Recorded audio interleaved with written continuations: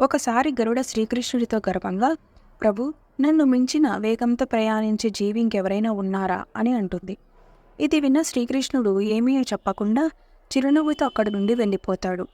ఇది విన్న సుదర్శన చక్రం, ఈ సృష్టిలో నన్ను మించిన ఆయుధం ఉందా అని గర్వంతో అంటుంది. కృష్ణుడు చిరునవ్వుతో మౌనంగా అక్కడి నుండి వెళ్ళిపోతాడు. ఇదంతా విన్న సత్యభామ, త్రేతాయుగంలో మీ భార్య సీత కన్నా అందంగా ఉన్నాను కదా, ఈ యుగంలో నా అందానికి సాటి ఎవరున్నారు అని గర్వంగా అంటుంది. అప్పుడు శ్రీకృష్ణుడు మనసులో అనుకుంటాడు, వీళ్ళ అహంకారానికి తగిన గుణపాఠం చెప్పాలి అని. గరుడని పిలిచి, హిమాలయ గుహల్లో ఒక మహాపారణం తపస్సు చేస్తూ ఉంటుంది. నీకోసం ద్వారకలు శ్రీరాములు సీతాదేవి ఎదురు చూస్తున్నారు అని చెప్పి తీసుకురా అని పంపిస్తాడు.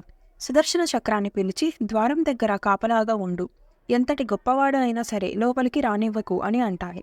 సత్యభామతో నువ్వు మహారాణిలాగా తయారవు అని చెప్తాడు. గరుడ హిమాలయాలకి వెళ్ళి కృష్ణుడు ఎలా చెప్పమని చెప్పాడో అలానే చెప్తాడు. ఆ మాటలు పూర్తి కాకముందే హనుమంతుడు గరుడ కన్నా 1000 రేట్ల వేగంతో దూసుకెళ్తాడు. అది చూసి గరుడ ఆశ్చర్యపోతాడు. హనుమంతుడు ద్వారం చేరుకుంటాడు. రాముడిలా ఉన్న శ్రీకృష్ణుని ఎదుట వాలిపోతాడు.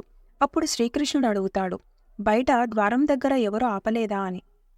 హనుమంతుడు నవ్వుతూ, ఏదో చక్రం అడ్డు వచ్చింది, దానితో యుద్ధం చేస్తే మీ దర్శనానికి ఆలస్యం అవుతుంది అని దాన్ని అమాంతం మింగేశాను అని చెప్తాడు.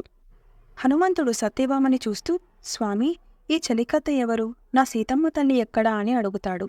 అలా శ్రీకృష్ణుడు గరుడ, సుదర్శన చక్ర, సత్యభామ గర్వాన్ని ఒక హనుమంతుడితో సమాధానం చెప్తాడు. జై శ్రీకృష్ణ.